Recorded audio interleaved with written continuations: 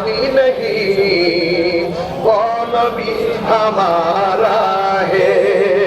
मुस्तफा की अजमत का आदहना किनारा है। जोर पड़े तोहफा भी डगमगाया नहीं अभी। जोर पड़े तोहफा भी डगमगाया नहीं अभी। आप जब करम कर दे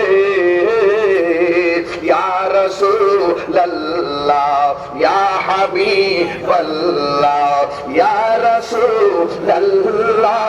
हाथ तुले नबी के पताका बनाए देखाई देना इंशाल्लाह।